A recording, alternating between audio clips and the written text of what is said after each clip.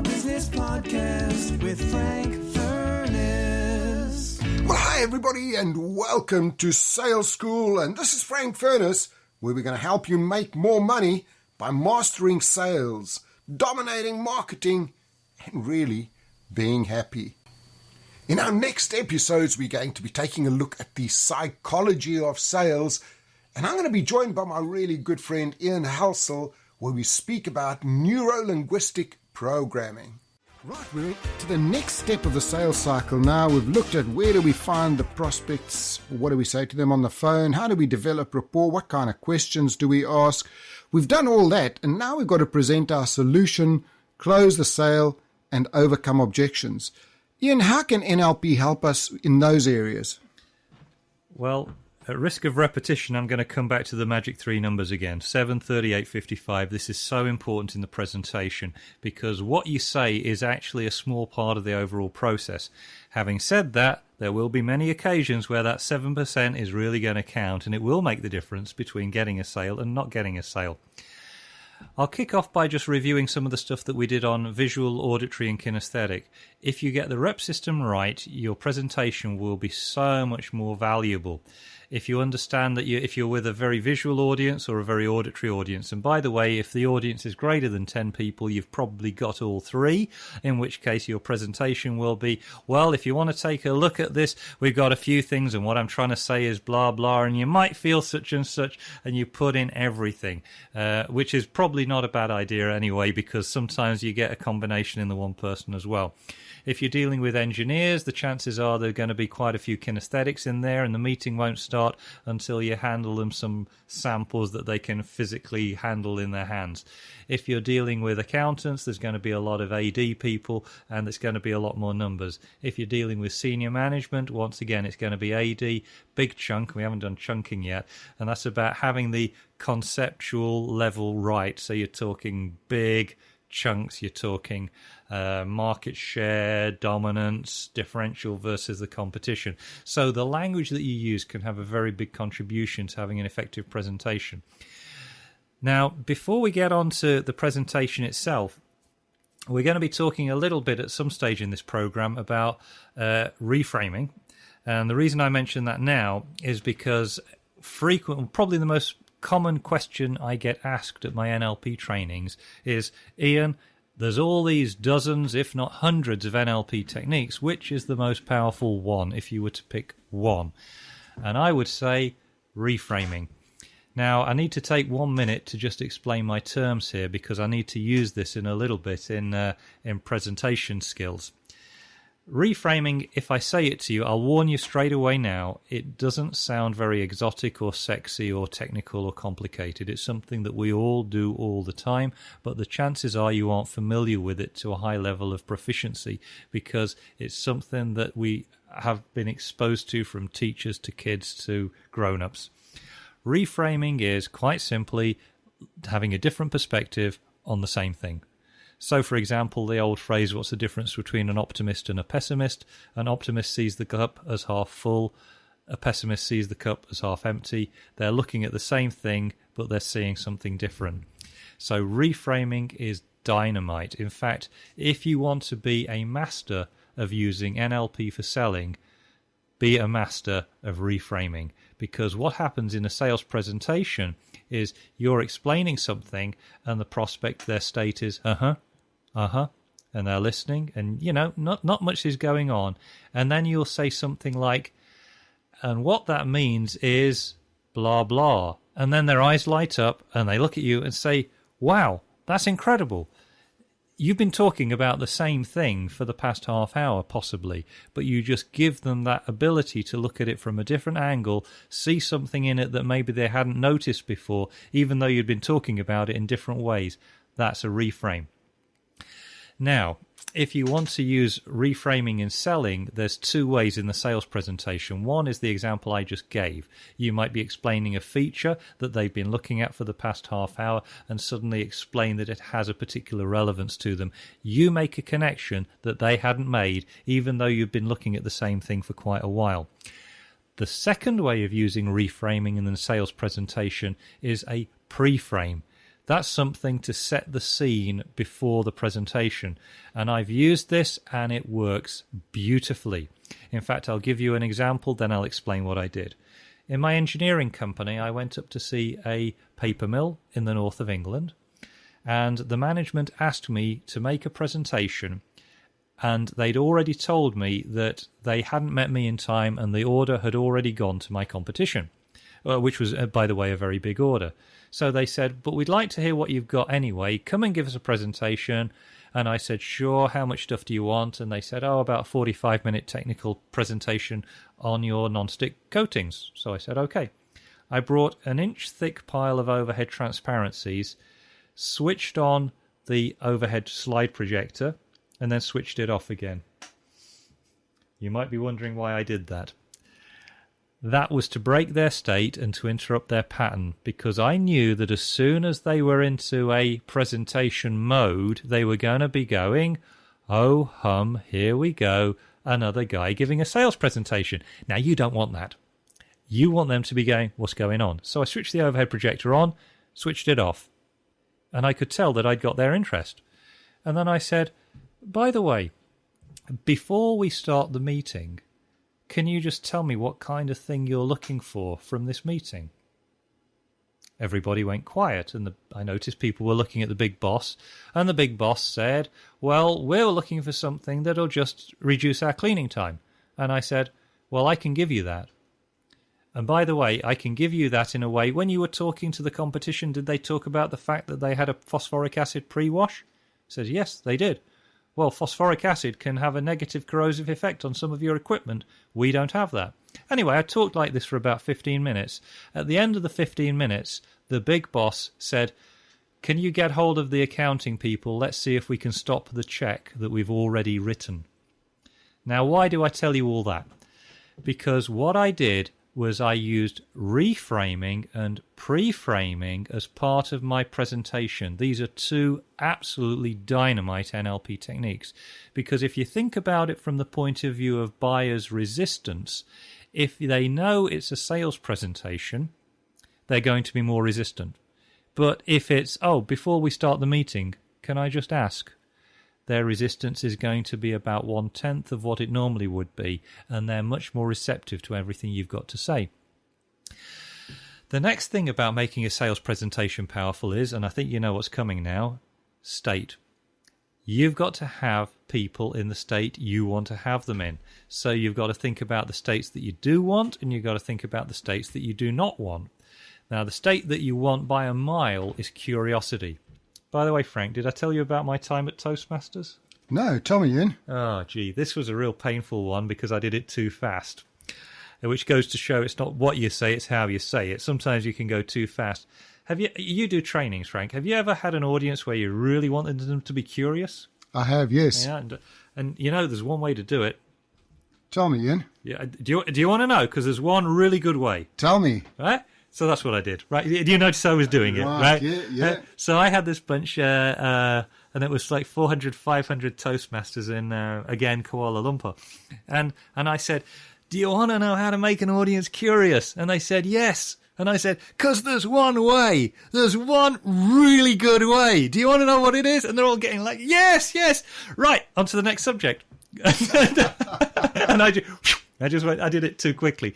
So one of the biggest things you want is to have curiosity. And the purpose of the sales presentation is really twofold. Number one, manufacturing curiosity in your prospect or group of prospects. And number two is manufacturing closing. So the psychology is, and these are two very different states. You know what? I must have heard somebody the other day that was an NLP practitioner, because I heard this talk and he was speaking to the audience and he started up front by saying, I bet a lot of you would like to know how to close more sales. Would you like to know how to close more sales? And they were all going, yeah. And he went right off the tangent there. Yeah. And they were all sitting there saying, when are you going to tell us? But now, this is the thing. It's so tempting to answer their question. And this is really important, because if a prospect asks you a question, so you say, blah, blah, would you like to know how to make more sales? And they say, yeah, tell us. And you go, right. But before I do, let me just, right? So that you've still got them hanging in that state of curiosity and expectation. And the worst thing you can do at that time is just tell them. Because if you say to them, there's a way of manufacturing curiosity, do you want to know what it is? And they say, yeah. And they say, right, I'll come to that in a minute. By the way, at which point some of them will get it, because, yeah. So what you're doing is you're really keeping them hanging on, saying, tell me about it. Yeah, now, of course, the thing is, and this is really important with managing state, and the whole purpose of a sales presentation, it's called a sales presentation, but it's really a state management operation. You're managing the state of your prospect, and this is really important, and you do not find this in many NLP books, I'll warn you. How long can somebody maintain the same state? That's a great question. And the reason I train with John Overdorf and Julie Silverthorne such a lot in Philadelphia is because they take a lot of time on this. The answer, by the way, just to close that loop and illustrate the point, is 90 seconds, 90 seconds. On average, that's how long someone can hold a state. So if I say to somebody, do you want to know how to sell more? Do you want to know how to close more? And they go, yes! I say, because there's one really good way to sell a lot more and close a lot more. Do you want it? Yes! I'm telling you, it's going to, now you can keep that up for like 10 seconds and they'll be like excited. You keep it up for 5 minutes and they'll be going, get on with it. Just stop faffing around, right? So you've got to know how to understand not only managing state as a value, as something that you can crank up and down, but also remember that it's very dynamic. It will fade very quickly. And by the way, if you've ever been to a great motivational speech, some of the raw, high energy guys, they can't keep people motivated for that long because if it's state-dependent motivation, then you just can't hold it. You can't hold curiosity for that long. You can't hold excitement, even sexual ecstasy and all these things, you can only hold them for a very short amount of time. So there's two types of things for motivating people. People that are state-dependent and people that are not state-dependent. But when you're in a sales presentation, that's what you've got to be thinking about all the time. So you can't maintain the solid level of curiosity, so you just let it go up and down. So, and a good way is to ask another question, or you can ask a rhetorical question. Like, have you ever wondered what would be the best things about making a great product? Don't answer, but you've got to admit it's an interesting question. So, these kind of things force people to go into a very, very curious state. So after you've done that for a while, and the other thing is you can do too much installing curiosity because people biologically they can't hold it in their body it might be a 2-hour presentation to get through all of the information you've got to get. So you've got to pace it, a little bit of curiosity and then calm, and then maybe if the audience is appropriate, some high energy stuff, clap your hands, those kind of things. And then when you get to the end, you don't want the curiosity anymore. You just want them to be in decisive mode. And here's the nice part about using NLP. If your rapport is good, your state management is good, and your questioning is good, they will close themselves. And I've done it many times now. In fact, the last paper mill, they just placed an order this week. I never asked for the order. That's when they do all the work for you. Doesn't always happen, so I will cover closing too. And frankly, it doesn't matter too much the exact words. I think it's more a question of getting the timing right, getting the rapport right. Half the time when I close, in fact, I have a lot of fun with salespeople. I say to salespeople, do you want to know how I close deals? And they say, yes. So I say, well, do you want it? And they go, yes. And I said, no, that was all I say. That's the close. Do you want it? But, take your pick. I'm not big on the key differences. I know this is something you go into in more detail, but from the NLP point of view, there's not too much of a big deal between one form of close and another. So long as you get the result, NLP puts more of an emphasis on the state, the rapport, and the voice tonality, the non-verbal stuff. I've closed. I keep closes short, I think. So if there's no more questions, do we have a deal? I think the biggest thing is, and the close that most of you will be using right now is the assumed close. If you've done everything right, it's just an assumed close. It's going to happen. It's if you've done something wrong along the way, they're going to be having objections, and that's when you've got the problems. This is really important. You said it earlier, Frank, and you're absolutely dead right. A lot of salespeople, they mess up because they put too much emphasis on getting the close right.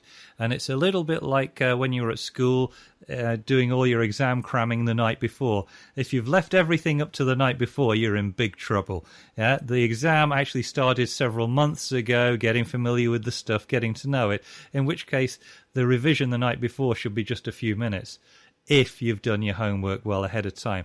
The sales process for me, and I'm in total agreement with you, is if you've done everything else right, you've understood what the prospect wants, you've got your rep systems right, and I keep coming back to rapport and state. If you're there, the rapport's good, the state's good, you'll find the closing is actually almost a non-event. You just say, well, okay, so, unless we're missing something, I guess that's it. Shall we go ahead?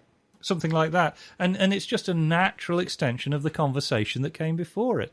And I see so many salespeople that do what that lady just did on me. Would you like to have that money work for you? No. Because all of her sales presentation was a close. And it's a great way of killing rapport. Absolutely. By the way, if some of you are thinking, but I want some closes, I've got some free ones for you. We always give away freebies. If you just go to my website, www.frankfurness.com, on the front page, there's 39 different closing scripts. But remember, if you're having to use these 39 closing scripts all the time, this series hasn't been working for you because you're not doing everything right. If you're doing everything right, you're developing the rapport, you're reframing, you're pre-framing, you're developing curiosity. The close is just going to be a natural extension. It's going to be just a follow-on to what you've been doing all the time. Also, remember, with your presentations, make them interesting to everybody. A lot of people I see do PowerPoint presentations, and all they do is put up the PowerPoint slides and read from them. Can you imagine if you've got an auditory sitting over there? They're going to be so bored. Hit that B button, black it out, let them see you, and let them be listening to you. If you've got something for them to see, let them feel it, let them touch it. So think about all of that and how you can change your presentations right now to close more sales. Well, I really hope you enjoyed today's podcast. And remember, if you'd like to book me to speak at your next conference or do some sales training, either in person or via Zoom remotely, please drop me an email, frank@frankfurness.com. Also, please take a look at my website, frankfurness.com, and take a look at some of my courses on productivitycenter.com. Remember also to connect with me on all of the social media channels. They're all under Frank Furness, especially LinkedIn, where I'm almost up to 30,000, and every day I have some great new ideas and tips on sales, marketing, speaking, and anything that will make you money. Hey, this is Frank. See you in the next episode.